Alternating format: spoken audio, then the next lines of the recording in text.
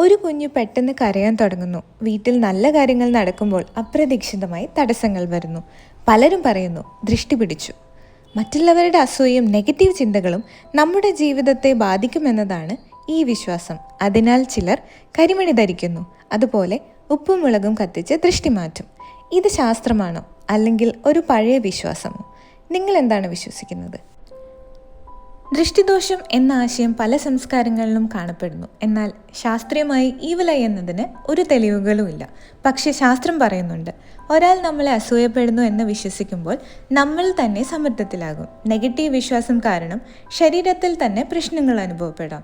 എന്തെങ്കിലും തെറ്റായി സംഭവിച്ചാൽ അത് ദൃഷ്ടി കൊണ്ടാണെന്ന് നാം കരുതുന്നു. അതായത് ദൃഷ്ടി അഥവാ ഈവിൽ ഐ എന്നത് ഒരു ഊർജ്ജമല്ല, പക്ഷേ നമ്മുടെ മനസ്സിൻ്റെ സ്വാധീനം മാത്രമാണ്. ഇത് അന്ധവിശ്വാസമാണോ മനഃശാസ്ത്രമാണോ?